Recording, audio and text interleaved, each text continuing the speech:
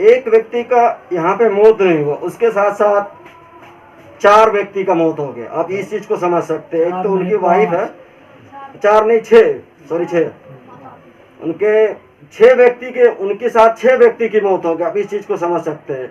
उनके, क्योंकि उनकी पत्नी है, उनके 2 बेटी है, एक बेटे हैं, उनके एक बड़े बाप है, मतलब बुजुर्ग है, उनकी माता जी है, और इसका जीवन यापन करने के लिए क्या करेगा? कुछ भी इसके पास नहीं है। तो इनका डिमांड यह है कि इनकी पत्नी जो है पढ़ी लिखी है और इंटर पास है, तो गवर्नमेंट इसको कोई जॉब दे दे, ताकि गवर्नमेंट ऐसी जॉब दे कि उससे इनका जीवन यापन चल सके और वो उसके वजह से अपने बाल बच्चे का भविष्य को सुधार सके और अपनी सही जिंदगी सही सलामत गुजार सके। कम से कम ज़्यादा कोई हाई फाई नहीं तो मिडिल, कम से कम खर्च खाने पीने के लिए भी तो होगा ना, कुछ न कुछ ऐसा हो कि खाने पीने का योगदान मिले। अगर कुछ भी नहीं मिलेगा गवर्नमेंट की तरफ से या कुछ भी नहीं होगा तो क्या करेगा? मर जाएगा। हालात ऐसी आ जाएगी कि रोड पे आ जाएंगे, रोड पे आके भीख मांगना पड़ेगा, क्योंकि कोई उनके सहारे नहीं है। आइए हम उनको दिखाते हैं, उनके जो 2 बेटी है उनको भी दिखाते हैं। बेटी जो है सबसे बड़ी बेटी कहाँ है? यही है, सबसे बड़ी बेटी। नीचे तो बाबू बेटा क्या नाम है? अनुप्रिया। पढ़ रही हो क्या? कौन सी क्लास में? कौन क्लास में?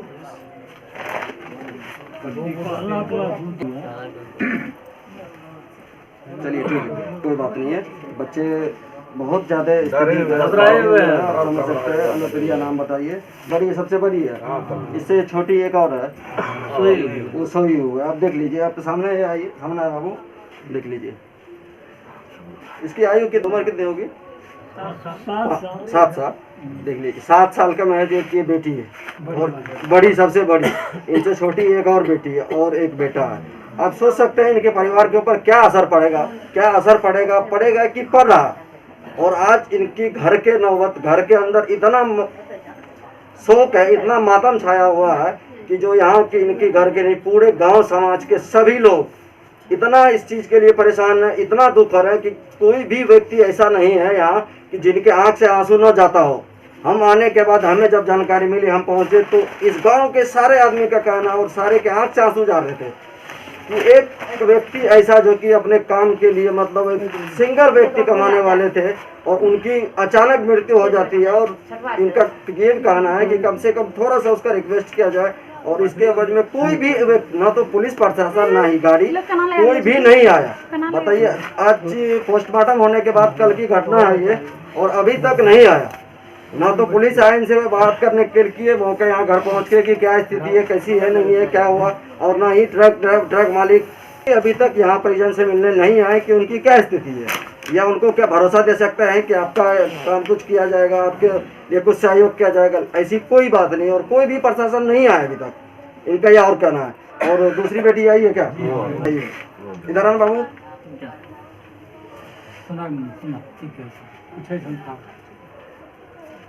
क्या नाम है आपका?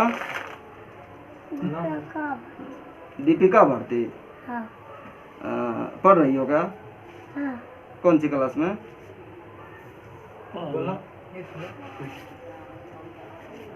एक क्लास।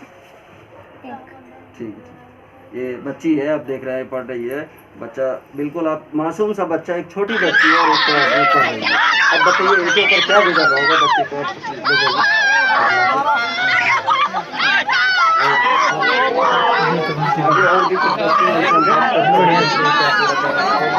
क्या डिमांड है और सभी लोगों का?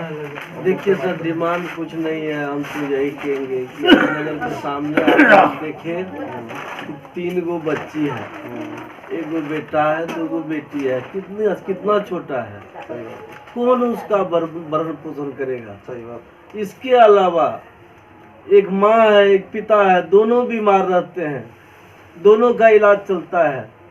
कौन इलाज करने वाला होगा? कौन देखने वाला उनको होगा? कौन उसकी पत्नी को देखने वाला होगा? ये बात नहीं ना है। इसलिए समझे ना, एक शिवराम के चलते सरकार से यही निवेदन है कि जो इस परिवार के बारे में सोचे, इस परिवार की जहाँ तक हो हेल्प करे। और क्या कहेंगे हम। ठीक, आप क्या कर रहे थे सर?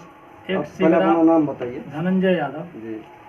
आप शिवराम, स्वर्गीय शिवराम जी का कौन है? चाचा लगे। चाचा लगेंगे। क्या कहना है?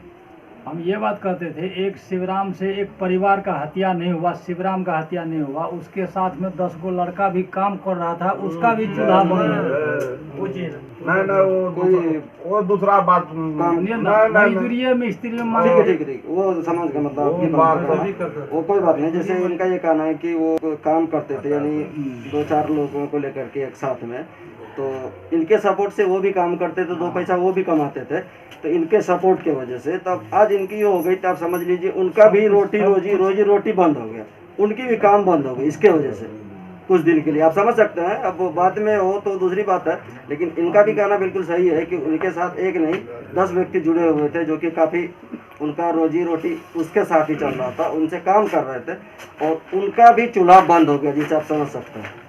और उनके पापा जी आए हुआ है, उनसे बात करते हैं। पापा नहीं है, उनके पापा जी बीमार है और वो सोए हुए बहुत तकलीफ में है, इसलिए मैं कष्ट ज़्यादा देने की कोशिश नहीं करूँगा, क्योंकि बहुत ही बुरी स्थिति है, बहुत ही हालात खराब है, इसलिए परेशानी न देना ही ठीक रहेगा।